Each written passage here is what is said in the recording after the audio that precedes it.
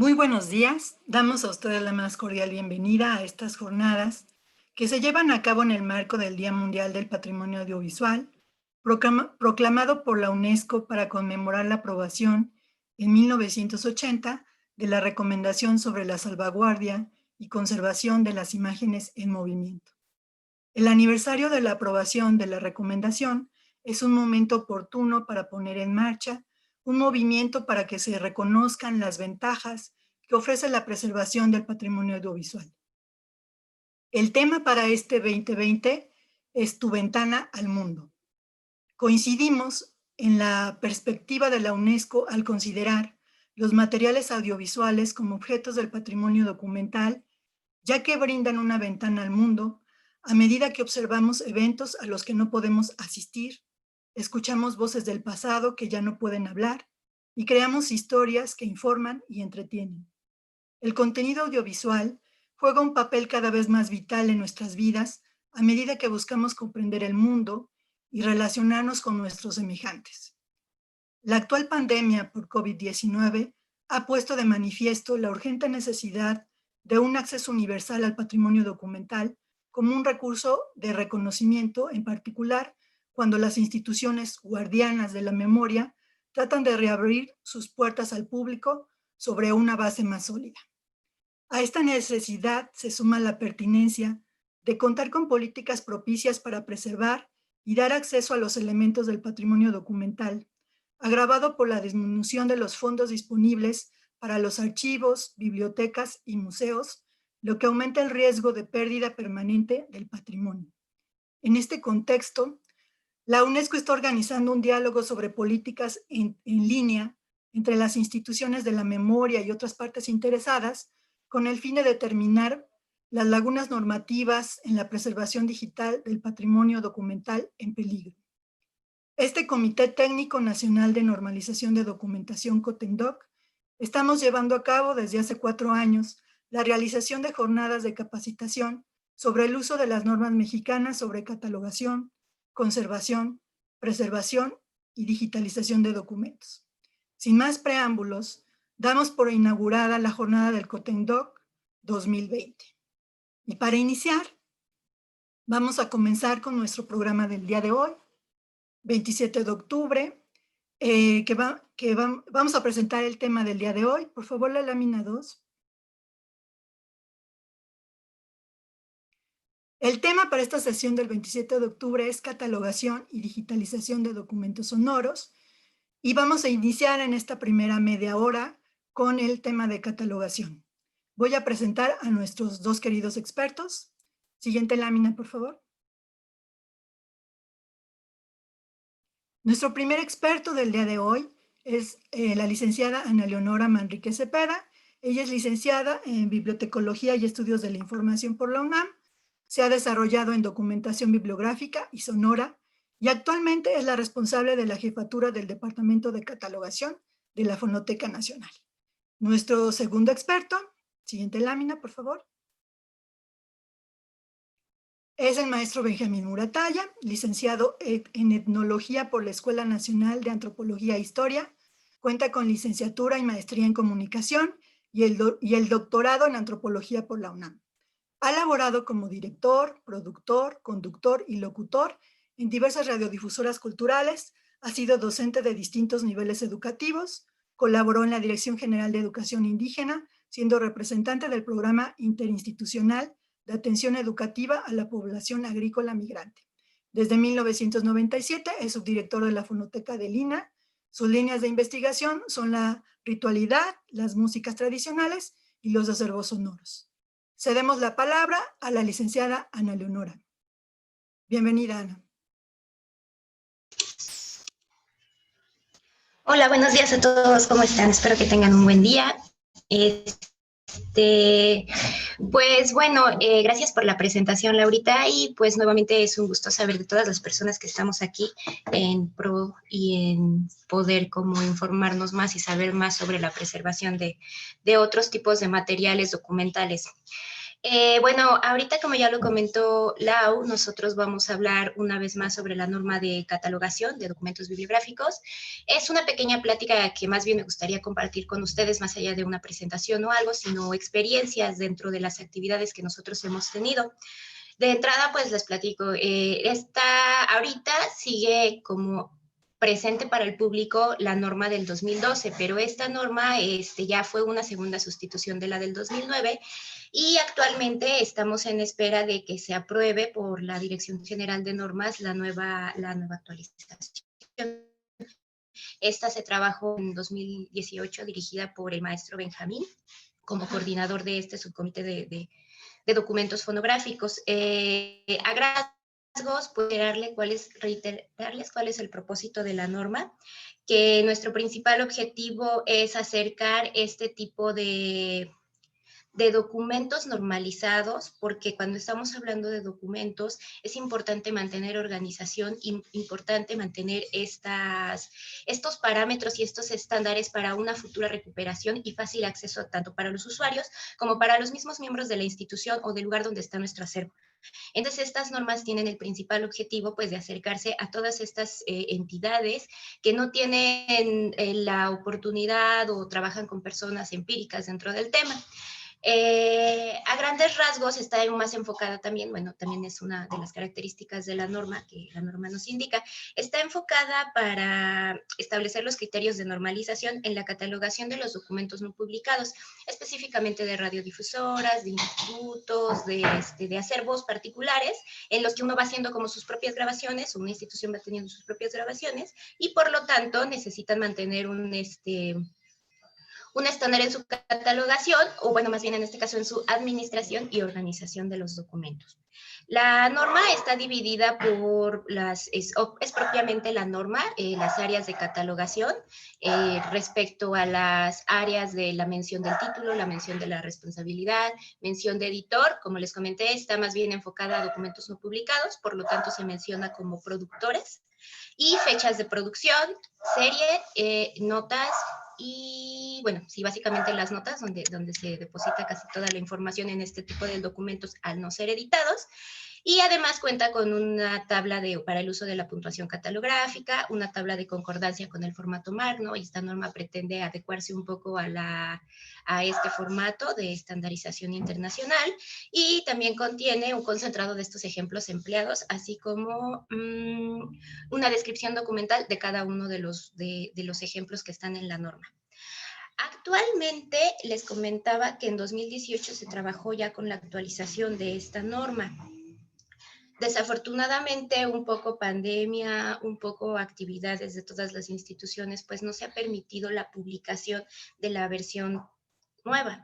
Pero eso es algo que les va a hablar el maestro Benjamín, un poco de cuál fue el proceso, o más bien cuál es el objetivo de esta nueva norma, porque bueno, esta está ya más enfocada a documentos físicos, a soportes analógicos, como son las cintas de carrete abierto, cassettes o discos analógicos. Por mi parte, ahorita les podría platicar que también no solamente es el apoyar desde la Fonoteca Nacional en el trabajo de la elaboración de esta norma, como solo por trabajar. Nosotros como Fonoteca, muchas instituciones se acercan a pedir apoyo, a pedir capacitación, a que nosotros podamos hablar de nuestras experiencias y darles como seguimiento a ellos para poder trabajar. Entonces, la norma, así un poco como lo que dice Lau, que hay que darle salida a todo este tipo de documentos, pues les platico que desde el 2017 hasta el 2020 se han dado por parte de la Fonoteca Nacional capacitaciones de diversos tipos. Hemos tenido pláticas como de trabajo, charlas de trabajo con las personas de Radio UAM, con las personas de Radio Ibero. Tratamos de hacer un acercamiento, o más bien la gente de SPR, del Sistema Público de Radiodifusión, trató de hacer un acercamiento, pero bueno, también creo que la cuestión de la pandemia hizo que no pudiéramos. Estas pláticas siempre son, bueno, también hemos tenido estancias de capacitación, como por ejemplo, con el maestro Paul Rodríguez de Yucatán. Hemos tenido estancias con personas de Cuba, de Argentina, de Chile. Además, nosotros nos han invitado Nos invitó, por ejemplo, el Archivo Histórico de la Universidad Autónoma de Aguascalientes y el Sistema de Radio y Televisión Zacatecano para dar cursos de capacitación en el manejo de sus acervos sonoros. Esto se los menciono porque nosotros como Fonoteca tenemos un sistema complejo de trabajo, pero cuando se trata de abordar temáticas de este estilo para acervos o más pequeños o con menos experiencia, utilizamos la norma. O sea, la norma es como la base, es como nuestro documento principal para empezar a invitar a las personas a que puedan trabajar con él. A través de la norma es un acercamiento sencillo y simple de la para este tema de la catalogación, que es un tema muy complejo. En realidad, las personas podrían pensar que la catalogación es simplemente recuperación de datos, pero requiere de una gran capacidad de análisis y síntesis, capacidad de poder identificar los puntos que en verdad valen la pena y los que pudiéramos descartar, o saberlos como distribuir en una ficha, como les dije al principio, a fin de poder tener recuperados estos documentos. Pues básicamente para mí es importante que ustedes sepan que no nada más la fonoteca es como o sea, que lo vean como que solamente trabajamos para lo que nosotros tenemos, sino para dar salida a este tipo de documentos y además apoyar a otro tipo de instituciones a que puedan como mejorar sus sistemas, poder tener unos mejores servicios o proporcionarles apoyo en lo que ustedes necesiten.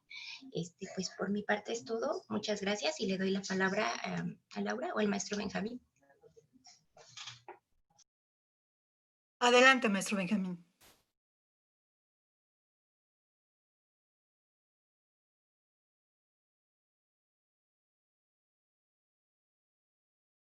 Maestro Benjamín, perdón, tiene cerrado su micrófono. Sí, perdón. Pues muy buenos días a todos. Muchísimas gracias, Arilce, por esta invitación. Es un gran gusto estar de nueva cuenta en estas jornadas de capacitación, ahora en esta versión 2020, que contra todos los pronósticos, pues bueno, estamos trabajando y eso es lo que es importante, compartiendo todo este trabajo de tantos años. Bueno, pues ya nuestra gran amiga Leonora de la Fonoteca Nacional platicó eh, a grandes rasgos en lo que consiste esta norma de catalogación de documentos fonográficos. Esta norma verdaderamente tiene una historia muy, muy larga. Desde finales de los años 70, es importante que se sepa esto porque verdaderamente nuestra norma en la actualidad pues destaca por ser una de las pocas, me imagino que quizá la más notable, por lo menos en América Latina. Pero les decía yo que desde finales de los años 70 hubo una preocupación por parte de muchas fonotecas del sector público por crear cédulas catalográficas para este tipo de acervos sonoros o fonográficos. Eh, Porque no las había en aquellos años, se basaba la catalogación en las reglas angloamericanas. Pero, bueno, pues estas personas, ¿verdad? Nuestros antecedentes en esta idea, en este proyecto, contemplaron que los aceros mexicanos requerían una atención especial por las circunstancias en que son producidos, por la diversidad de fonotecas que había desde aquellos años, porque no hay formación de fonotecario. Y como bien lo decía Leonora, varios de los que iniciamos en las fonotecas sabíamos de música, sabíamos de grabación, sabíamos de varios aspectos relacionados con los aceros, pero en realidad no conocíamos a profundidad el comportamiento de estos acervos y cómo hacerlos accesibles al público, ¿verdad? Para su conocimiento. Bueno, pues finalmente esta norma se creó a principios de, de este segundo milenio, ¿verdad? Ya estamos hablando de milenios, y participaron muchísimas instituciones. Fue un quehacer monumental porque imagínense ustedes tantos perfiles, no hay fonotecarios, sí hay bibliotecarios que conocen la materia de la catalogación, pero prácticamente muy pocos conocían con cierta, digamos, profundidad, si se puede emplear el término, ¿en qué consisten los archivos sonoros? ¿En qué existen estos documentos que contienen música, que contienen palabras, que contienen los sonidos de la cultura? De modo que fue un trabajo exhaustivo, complejo, pero finalmente hubo un acuerdo. Fueron jornadas muy interesantes donde participaron desde bibliotecónomos, historiadores, documentalistas, comunicadores, bibliotecólogos, ingenieros de sonido. Y bueno, el resultado fue esta norma que en la actualidad tenemos aquí nosotros. Bueno, pues como les decía, esta norma se publicó por ahí del 2000, ¿qué será? 2007, 2008. De modo que esta es ya la segunda actualización. Esta norma de la que estamos hablando cancela a la norma de 2011. ¿Y en qué consistió esta actualización? Miren, los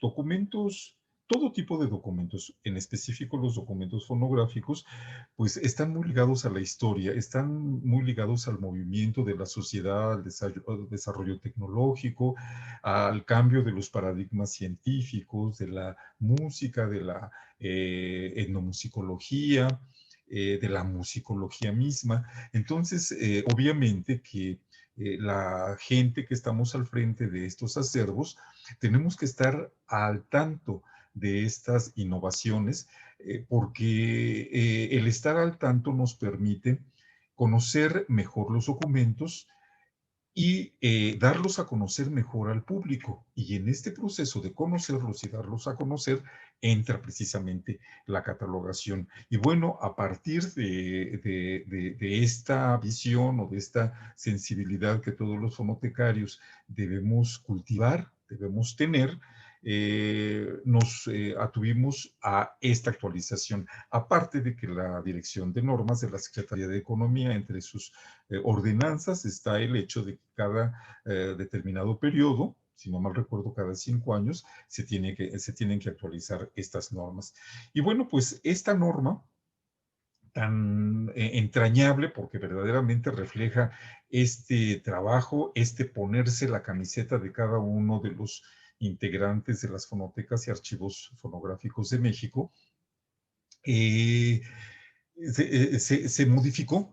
En esta actualización o en esta modificación o transformación, estuvimos revisando conceptos, categorías, términos, tecnicismos, el ordenamiento de los lineamientos, de modo que estuvieran más claros. Vaya, estas actualizaciones no desechan, ¿verdad?, el trabajo anterior. Al contrario, debemos ver estos procesos de actualización como enriquecimientos y un proyecto. Siempre los cimientos, digamos, la esencia de estas normas prevalece en su objetivo, en su intencionalidad. Sin embargo, bueno, pues por este movimiento sociohistórico es que es pertinente que se vayan transformando.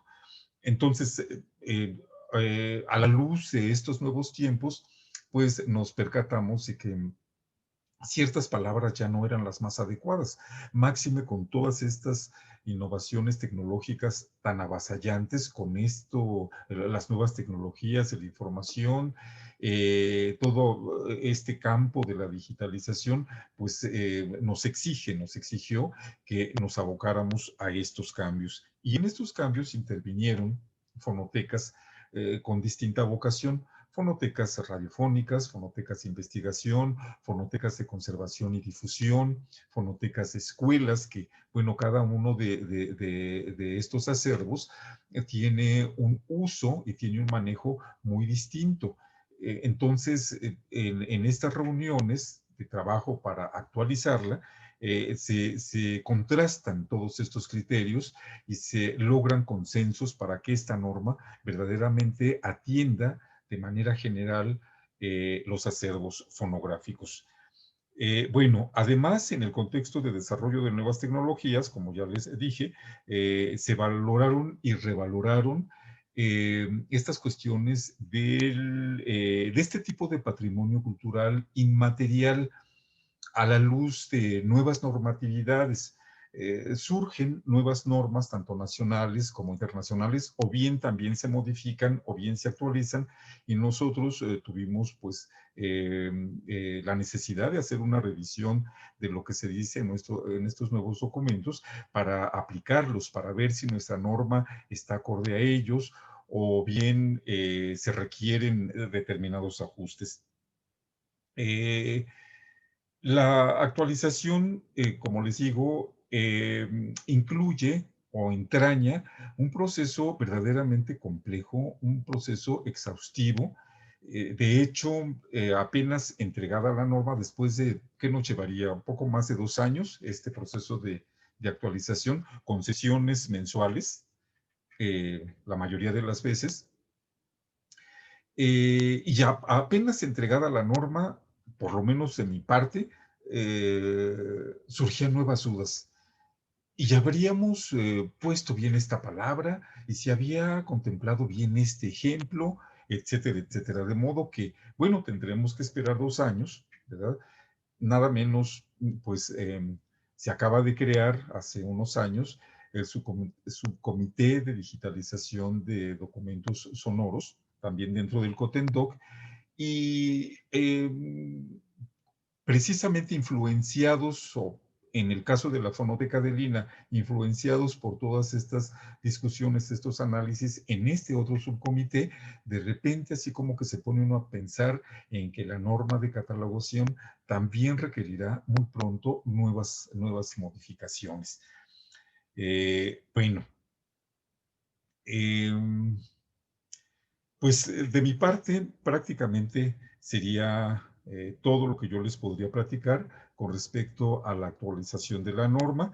Me parece que es muy importante que se conozca, ¿verdad? Que la utilicen en México, en los distintos acervos. A veces no es tan fácil. Desafortunadamente, como les digo, no existe la carrera de fonotecario, pero sí existe la experiencia, que es un equivalente. Existe la vocación, existe el interés, el compromiso, y entonces, bueno, pues hay que conocer esta norma. Y si bien no ha sido publicada la versión actualizada, está la versión de 2011, la cual está a sus órdenes. Para aquellos que no la conozcan, la pueden ustedes revisar. Muchísimas gracias. Muchas gracias, maestro Benjamín. Nada más preguntar, ¿cuál sería la importancia de contar con una norma mexicana sobre catalogación desde su punto de vista? Y la segunda pregunta que tenemos es, ¿cuál es el procedimiento para que los participantes interesados en sumarse a los trabajos de este subcomité pudiera tener acceso? Es decir, si alguien está interesado en participar en este subcomité, conocer de fondo la norma, su aplicación, poder participar activamente respecto a la edición de estas normas mexicanas, en concreto sobre la norma de catalogación, ¿cuál sería el mecanismo o el proceso que tendría que seguir? Sí, contesto yo. Sí, maestro. Sí, bueno, pues la importancia de tener una norma para catalogar es grandiosa. Parecería una pregunta muy sencilla y quizás hasta ingenua, ¿verdad? Pero no, en realidad es una pregunta muy pertinente. Bueno, tenemos dentro de la riqueza de acervos esta gran dimensión de los acervos fonográficos, de los acervos sonoros, pero estos acervos que se van generando constantemente con una continuidad verdaderamente que nos rebasa más en la actualidad, de nada sirve que los tengamos guardados, que nadie los conozca o que se conozcan limitadamente. Entonces, el trabajo de catalogación es importante para que la gente, que es mucha, estudiantes, investigadores, público en general, porque estos acervos están a disposición del público en general. Cualquier persona los puede consultar por distintos motivos, ya sea para escuchar música del pasado, para escuchar las voces de otros mexicanos que viven en otras latitudes del país, inclusive para escuchar sonidos de otras partes del mundo. Entonces, la catalogación nos permite describirlos, decir qué es lo que contienen estos acervos y, por lo tanto, estar al acceso de todo tipo de público. Si no están catalogados estos acervos, estos documentos, es como si no existieran. Y verdaderamente muchos están en esa situación. En casas, ¿verdad? La gente abandona estos grandes acervos y nadie los conoce. Y ahí puede haber verdaderas joyas sonoras que hablan de nuestra historia, que hablan de nuestra diversidad cultural. ¿Cómo participar en este subcomité? Es muy fácil. Bueno, eh, antes de que no nos llegara este canijo virus, las reuniones eran predominantemente presenciales y era muy difícil que acudieran personas de otras partes del país. De hecho, participaron con gran esfuerzo la Fonoteca Vicente T. Mendoza de Puebla, en unos años una fonoteca de la Universidad de Colima, de Veracruz, hasta donde me acuerdo, pero pues ahora con estas plataformas digitales es muy fácil. Las personas que quieran participar, pues ya veremos si lanzamos una convocatoria. En estos momentos estamos en un impasse hasta saber qué procede con la publicación de esta norma. Igual nos la regresan para hacerle ciertos ajustes y nosotros con todo gusto publicaríamos a través de cualquier medio, quizá apoyados por el propio ILSE, para recibir participaciones de cualquier parte del país. Muchas gracias, maestro Benjamín. Yo quisiera agregar algo. Sí, justamente. Ay, perdón. Un poco también en respuesta de lo primero, lo segundo creo que ya es como muy claro, pero en el por qué una norma mexicana en México, quisiera también agregar, digo, ese siempre ha sido un tema con Benjamín y conmigo, que yo soy como la parte muy cuadradita del tema de la catalogación, desde el punto de vista de que estamos hablando, o bueno, más bien al hablar del patrimonio de una nación de cualquier estilo, un segundo por favor.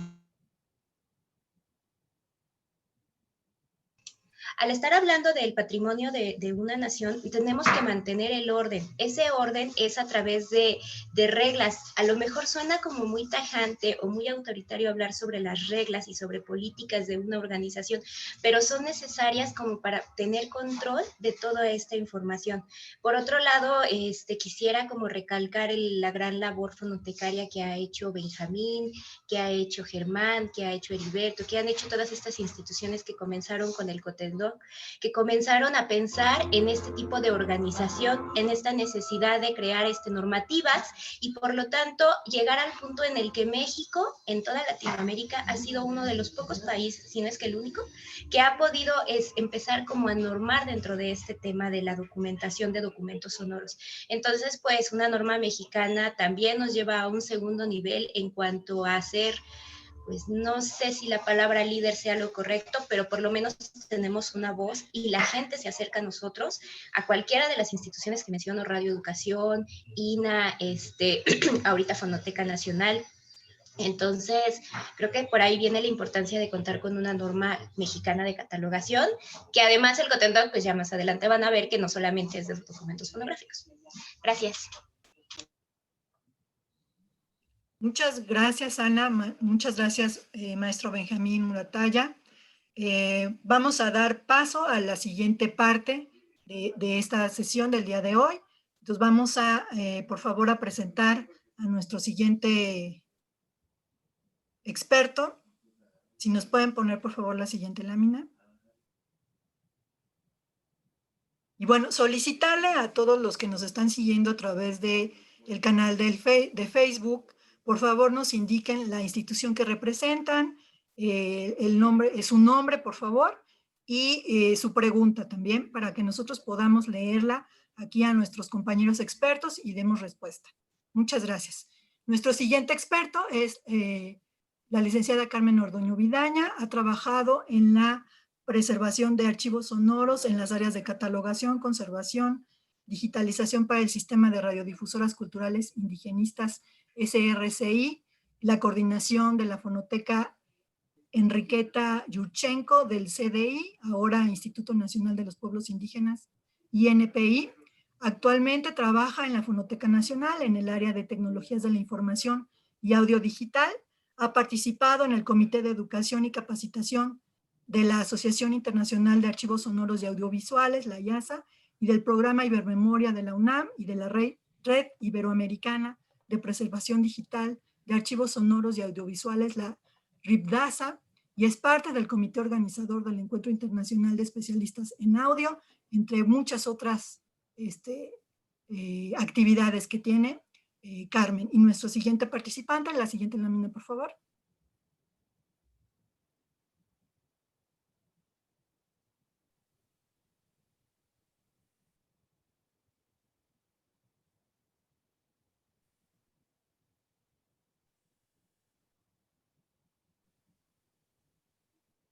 Por favor. Perdón, maestra Carmen, ¿sí me está escuchando? Sí. Sí, Laura. Ah, perdón. Bueno, algo sucedió con la presentación. No se preocupen, si quieren, empezamos así, realmente es más bien como para no irme del tema, no es tanto que sea un apoyo para los compañeros. Muy bien.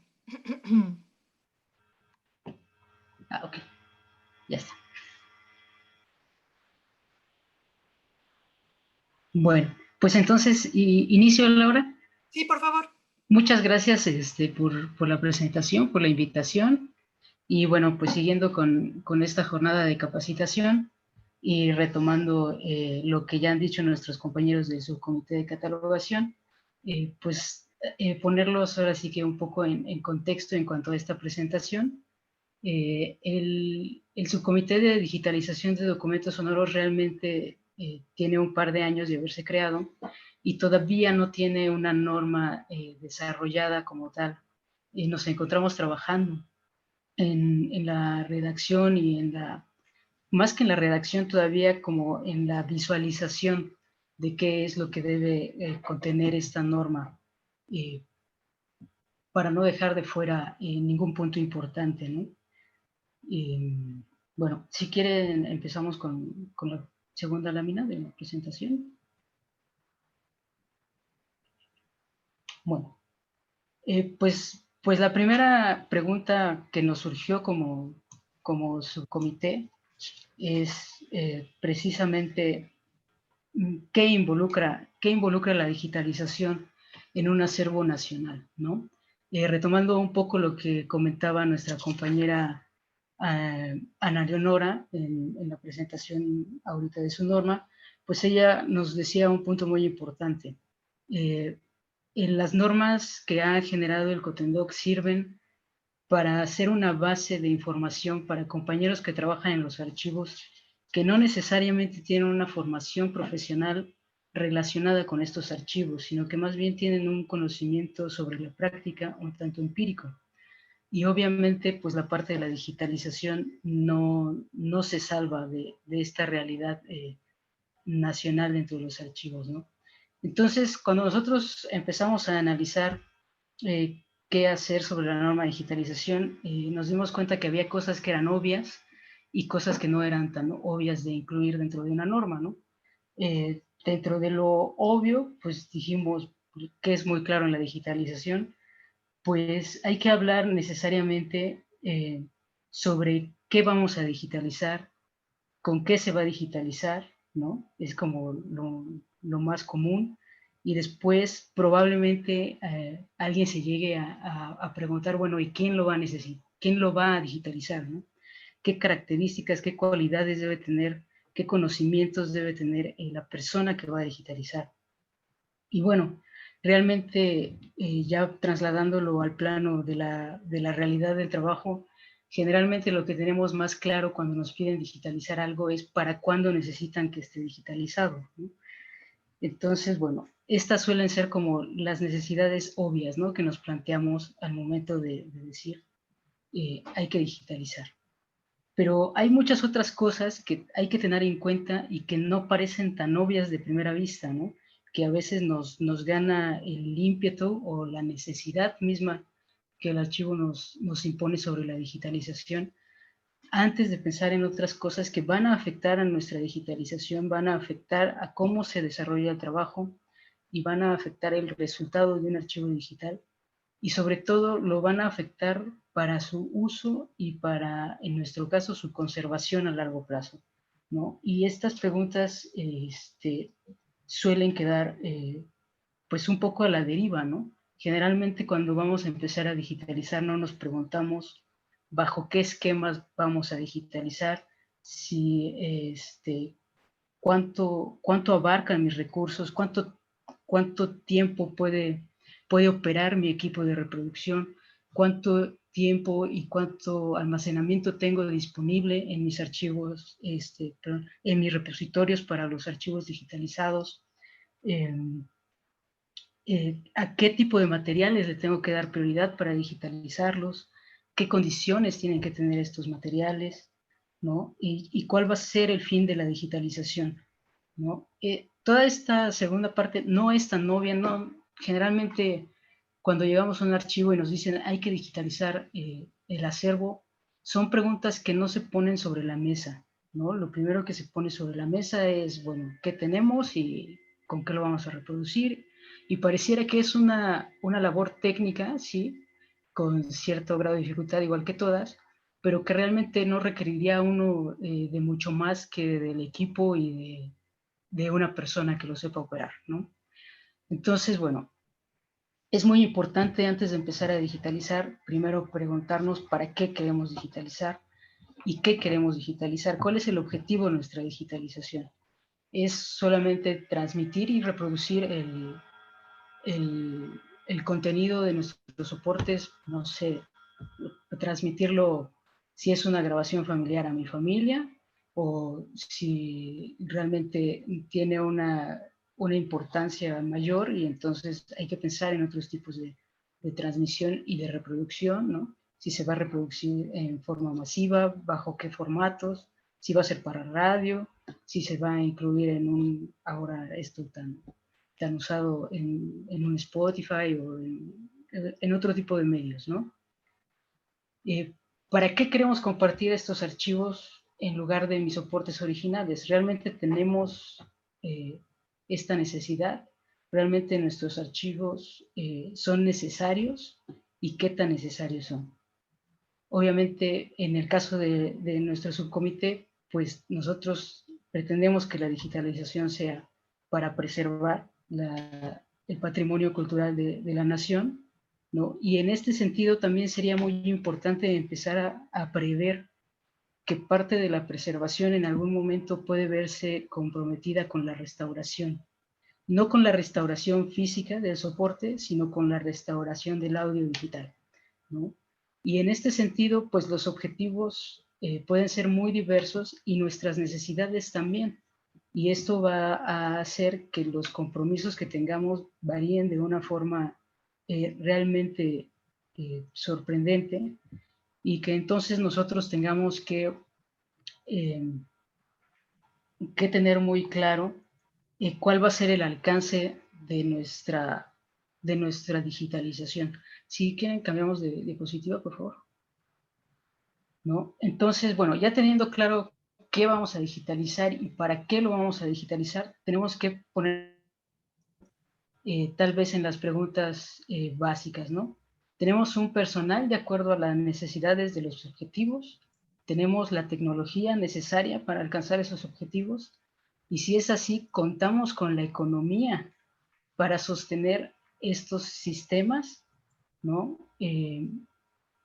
Realmente cuando nosotros decimos digitalizar, pensamos en que al sacar el contenido sonoro del material, estamos cumpliendo con el objetivo de la digitalización, cuando realmente puede ser que no. O sea, todo depende de nuestro objetivo. Si nuestro objetivo es preservar y es después, en un fin último, restaurar, pues tendremos que contar con tecnología mucho más avanzada, tendremos que tener programas de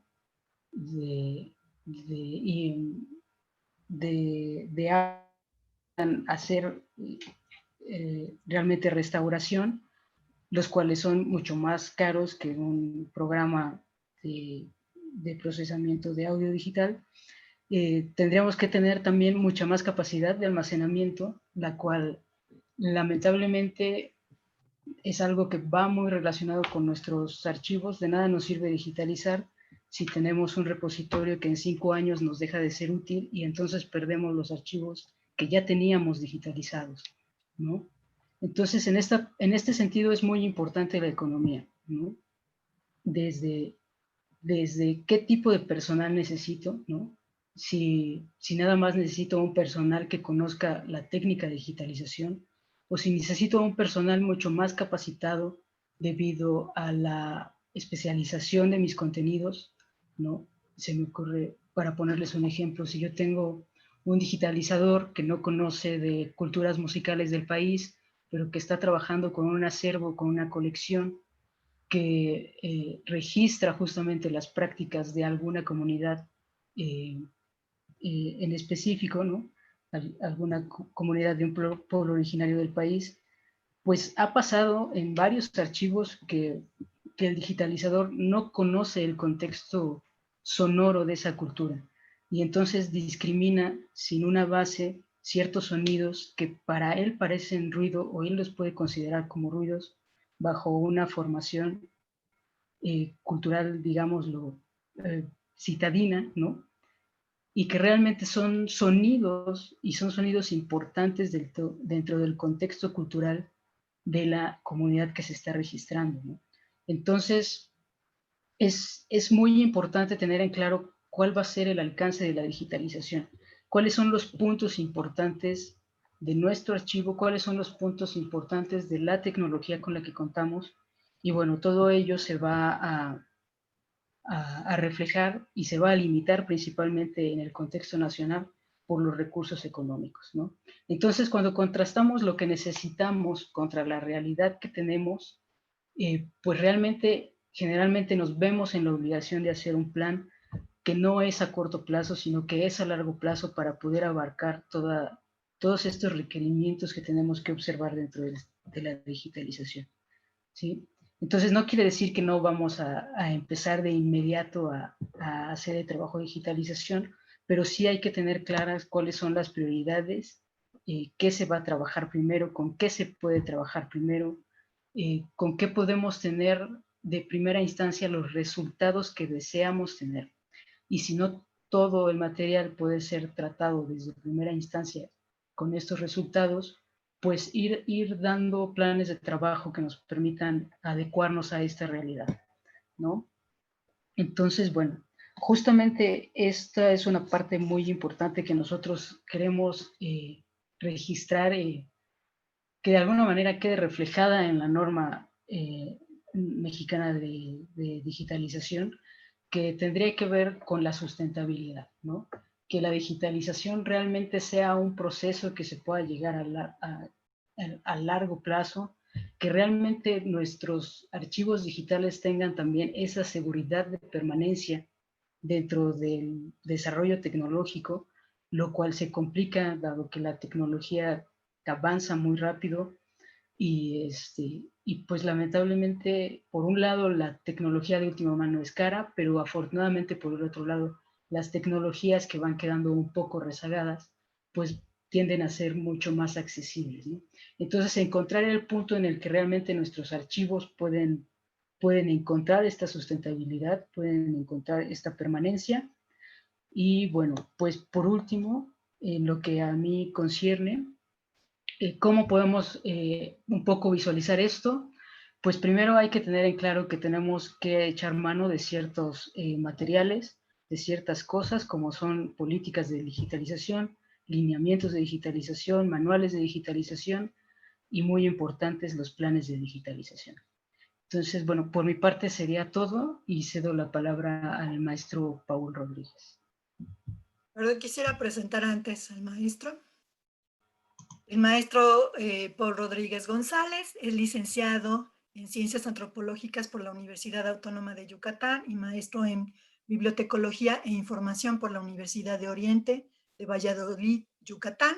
Es docente de la Escuela Nacional de Estudios Superiores de la UNAM, Unidad Mérida, en la licenciatura de Desarrollo y Gestión Interculturales, y del Centro de Formación Básica y Sensibilización Artística de la Educación Básica a nivel secundaria.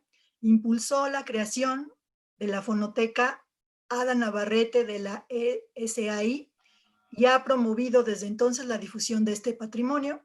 Forma parte del Comité Técnico de Normalización Nacional de Documentación, en este subcomité de digitalización de documentos sonoros, y es director de registros sonoros de la Sociedad Artística Ricardo Palmerín, y presidente de la Asociación de Bibliotecarios del Sureste, ACE. Bienvenido, maestro Paul Rodríguez González. Le cedemos las cámaras y micrófonos.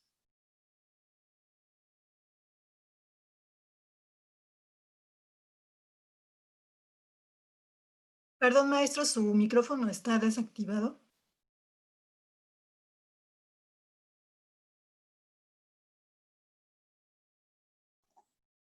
Ok, ¿ya me escuchan? Sí. Bien. Bueno, en mi caso, como bien decía la maestra Carmen, el proceso de digitalización de documentos sonoros involucra, además de la parte técnica, todo un contexto que le permite que esto se desarrolle y adquiera el sentido de sustentabilidad entendido a la permanencia del objeto digital a lo largo del tiempo y desde luego su accesibilidad para que pueda ser usado. Lo que voy a compartir con ustedes es un punto de vista de la preservación digital sustentable desde el ámbito sociocultural, es decir, lo que arropa a la parte técnica de la preservación digital. ¿Okay? Plantearé una experiencia a partir del contexto de un archivo sonoro con recursos limitados y cómo podemos ofrecer un punto de partida hacia la accesibilidad a largo plazo. A continuación voy a leer. En nuestro país contamos con una variedad de archivos sonoros con características muy específicas que son producto de sus contextos particulares. A diferencia de las grandes fonotecas que también existen en México, estos archivos sonoros estatales, regionales, municipales o comunitarios, ya sean en el ámbito público o privado, no cuentan la mayoría con la tecnología adecuada, la capacitación del recurso humano especializado o con una economía estable que les permita la continuidad de sus proyectos. La tendencia internacional y los estándares actuales de preservación digital ponen la meta muy lejana sobre estos acervos y sobre ellos pesa un obstáculo difícil de vencer. Sin embargo, existen alternativas para que este tipo de archivos sonoros limitados en recursos puedan encaminarse por la vía de la sustentabilidad hacia la elaboración de bases sólidas para garantizar la accesibilidad de sus colecciones a futuro. Brindar acceso a la información a largo plazo significa que estamos frente al universo digital que implica, por un lado, la migración de documentos sonoros analógicos y por otro, enfrentar aquellos de origen digital. Una vez en el contexto digital, será necesario implementar acciones a favor de la preservación de la información. En este sentido, el término sustentabilidad aplicado a los archivos sonoros tiene una aportación destacada en Kevin Bradley. De acuerdo a Rodríguez Reséndiz, 2016, Bradley advirtió que la preservación digital es una parte significativa e integral de la sustentabilidad, y la sustentabilidad digital está constituida por el contexto organizacional, sociotécnico y económico en el cual se desarrolla la preservación digital. La aportación de Bradley, continúa Rodríguez Reséndiz, no solo se centra en la tecnología y en la ausencia de datos que se pueden mantener por sí mismo, en la secuencia de datos, que se pueden mantener por sí mismo.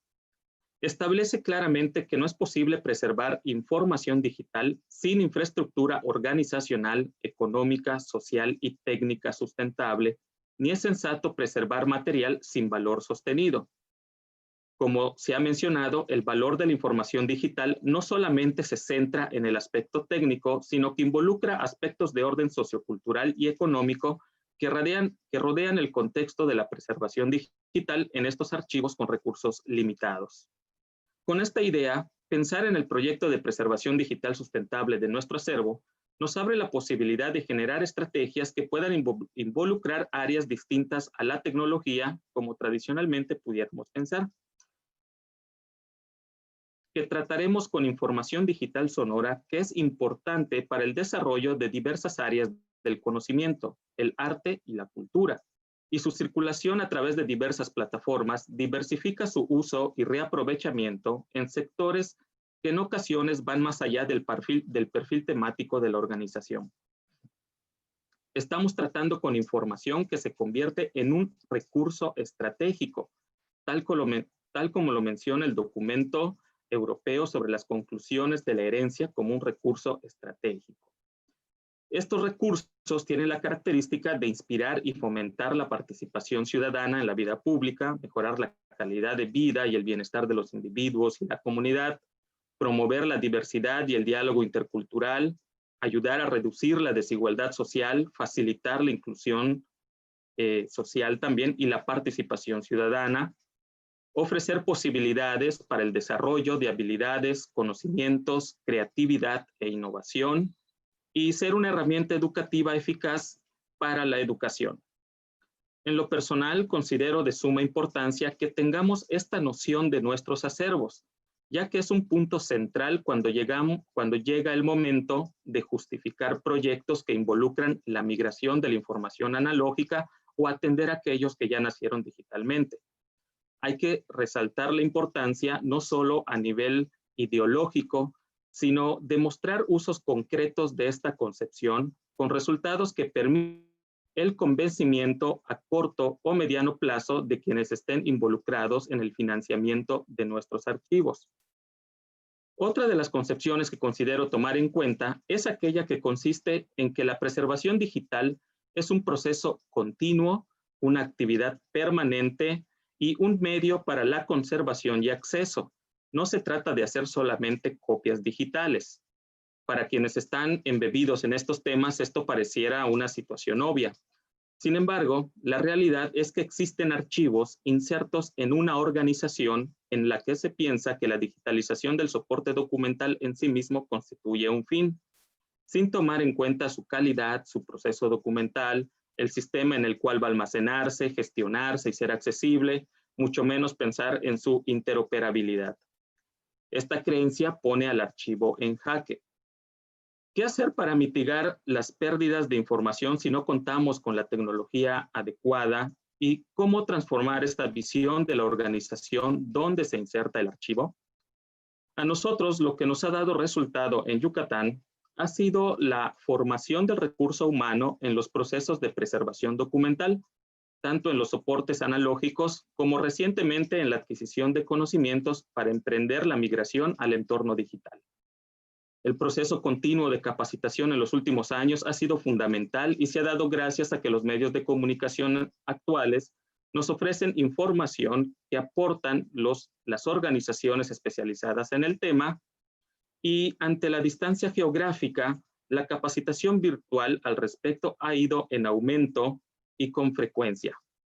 Este 2020 nos ha sorprendido con la cantidad de webinars, conferencias, talleres, congresos, encuentros, a los que de otra manera no hubiéramos tenido un acceso abierto y libre. Esperemos que, en bien de la preservación digital de nuestro patrimonio sonoro, continúe esto como una regla y no como una excepción. En el panorama sociocultural que enfrenta la preservación digital sustentable en archivos sonoros con recursos limitados, es conveniente emprender una campaña de sensibilización hacia la organización en la que se inserta el archivo. Generar estrategias de vinculación con el usuario para lograr la empatía y, en su caso, la apropiación de las causas.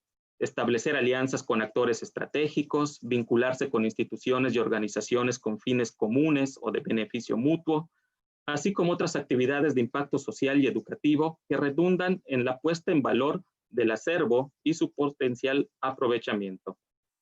Aunado al anterior, es fundamental garantizar el acceso a la información para los usuarios de hoy y del futuro sin que resulte dañada con el paso del tiempo o se pierda.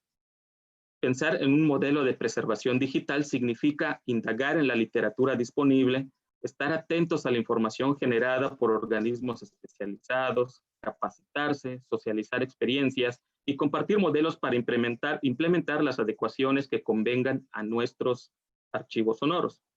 Al respecto, un primer modelo que hemos tomado para iniciar nuestro camino hacia la preservación digital sustentable de archivos sonoros es el que propone Rodríguez Reséndiz, 2016, que incluye 5 componentes. La tecnología como soporte y medio para los servicios de información, un acceso abierto a las colecciones digitales sonoras, minimizar el gasto energético y el impacto ambiental, tener una perspectiva profesional y organizacional a largo plazo y desde luego contar con el valor social de uso y los mecanismos para la continuidad y autogeneración de recursos económicos, que es precisamente en este punto en el que nos encontramos, en el de la valoración social y en el encuentro de los mecanismos que nos permitan el sustento económico. Este modelo está presente en la redacción de nuestras políticas de preservación digital, ya que desde nuestro contexto particular reconocemos que la sensibilidad, la suma de voluntades y el reconocimiento de nuestro archivo como recurso estratégico permitirá agilizar los demás procesos que también ocurren simultáneamente, pero que bajo la pauta que marcan las instancias burocráticas en las que se inserta el archivo, suceden lenta y en ocasiones encuentran resistencia. Si logramos destrabar los prejuicios y supuestos que otros niveles de la organización tienen para con el archivo, habremos cumplido una de las 5 etapas del modelo de preservación digital y con ello continuar consolidando los otros 4. Es la tarea que nos toca llevar a cabo en estos momentos y así nos encaminamos a la meta de la preservación digital sustentable. Muchas gracias. Muchas gracias, maestro Paul Rodríguez. Tenemos algunos comentarios y algunas en Facebook y aquí en el chat, y quisiera hacerles unas preguntas que nos hicieron llegar nuestros participantes. Primero es, ¿cómo pueden sumarse a las actividades que realiza este subcomité?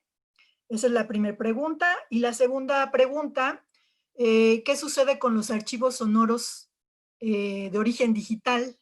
Si estamos considerando de alguna manera este tema en esta norma.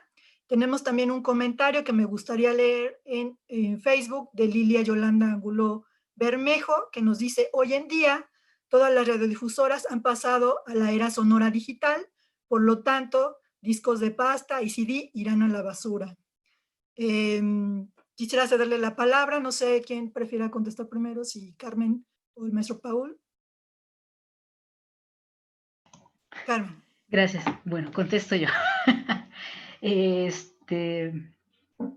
Si vamos a abordar los archivos digitales, nacidos digitalmente dentro de esta norma, de primera instancia no estamos considerando hacer un gran desarrollo sobre este tema, porque es muy amplio.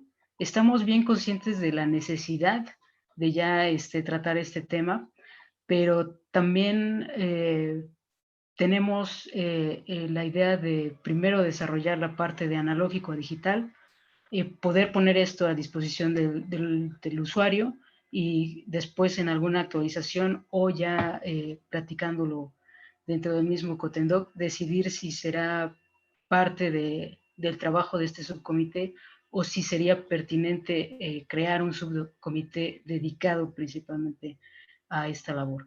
Desde instancia, lamentablemente debo decirlo, todavía no se está trabajando sobre el tema. No es que no lo tengamos contemplado, pero todavía no lo trabajamos. Ahora, ¿cómo se puede ser parte del subcomité?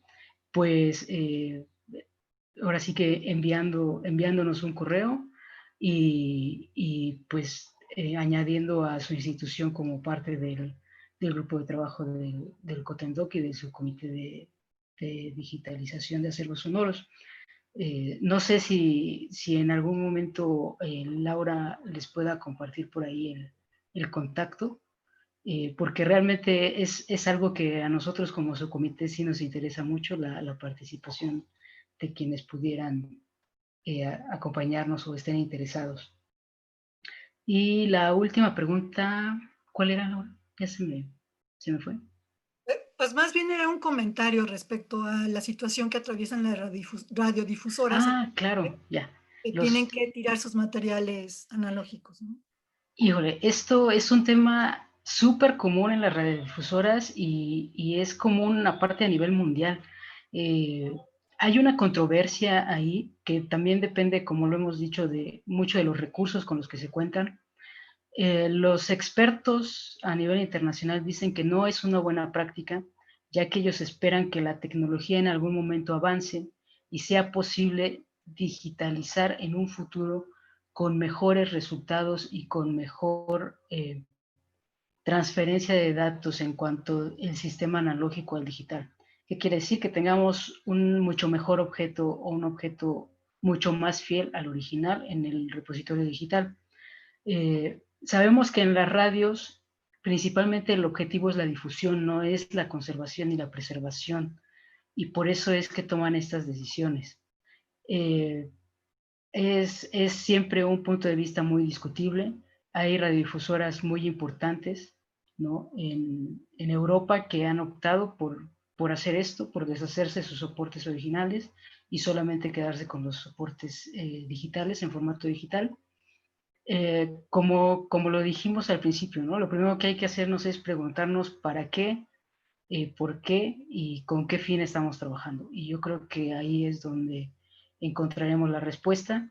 Y si en algún momento nos vamos a deshacer de los soportes originales, creo que sería también una muy buena opción acercarnos o acudir a archivos de preservación que realmente se puedan hacer cargo si es que es una colección de importancia, de relevancia, pues que ellos puedan adquirir la colección analógica y entonces nosotros como radiodifusora seguir con nuestra colección digital, y creo que esa es la forma más sana para preservar la memoria.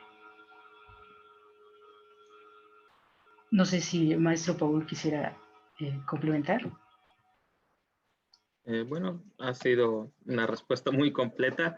Lo único que agregaría, pues obviamente, es lo importante que resulta que una institución archivística del patrimonio sonoro en una localidad haga visibles sus trabajos para que la comunidad pueda conocer a qué se dedica, cuáles son sus fines, y desde luego así estar en medio o al menos visible de las instituciones que probablemente puedan desechar materiales sonoros que pueden ser importantes para el patrimonio cultural del lugar donde se sucede, ¿no? En el caso de las radiodifusoras, por ejemplo, ¿no? Si bien fueron las radiodifusoras las instancias que a diario producían información, como ya dijiste, Carmen, pues también se desechó mucho, ¿no? Afortunadamente, creo que el papel de las instancias archivísticas, o uno de los papeles, es precisamente ese, hacer visibles sus trabajos a la comunidad para que puedan tomarse en cuenta y no ser desechados estos documentos de radio o de cualquier otra índole.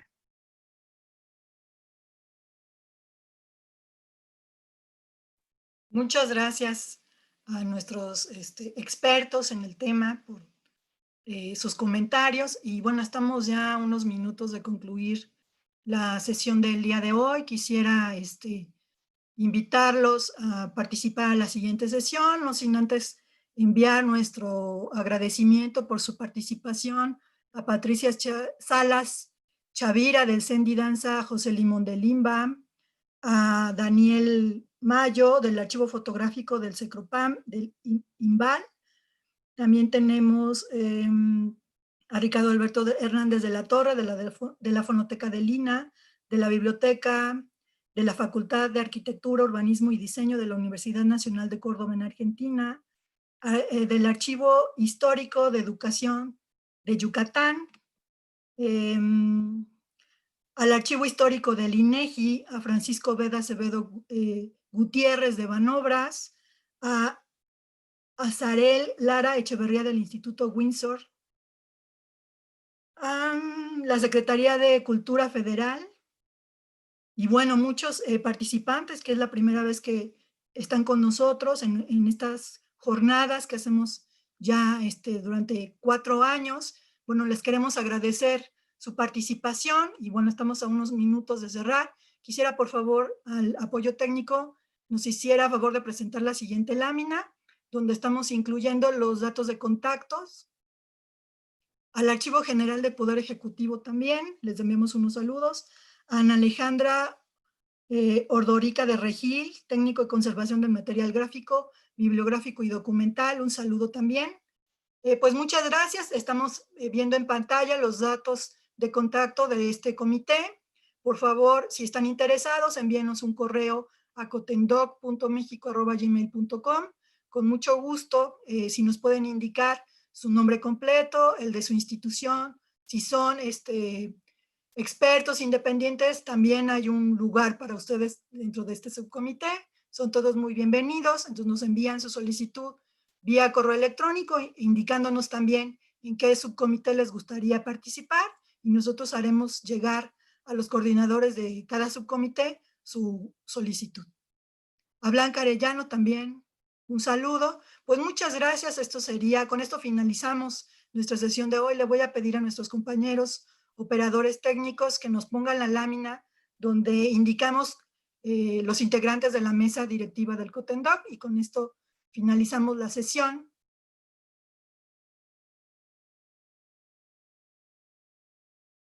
Bueno, en la presidencia está el Instituto Latinoamericano de la Comunicación Educativa. En la Secretaría Técnica tenemos a la Biblioteca Nacional de México y en la coordinación el Archivo General de la Nación, quienes han hecho posible la organización de estas jornadas en este periodo 2017-2021 y con esto concluimos el día de hoy. Los esperamos el día de mañana, 28 de octubre, en punto de las 10 de la mañana. Muchas gracias a todos por su participación, a los expertos, al maestro Benjamín, Ana Leonora, Carmen, al maestro Paul Rodríguez. Muchas gracias por compartir con nosotros sus conocimientos. Vamos a pedirle a todos los participantes si pueden encender sus cámaras para tomar una foto testimonio y con esto finalizamos la sesión. Muchas gracias. Muchas gracias a los compañeros del apoyo técnico del Instituto Latinoamericano de la Comunicación Educativa por apoyarnos en la realización y en la transmisión de estas jornadas. Un saludo a todos.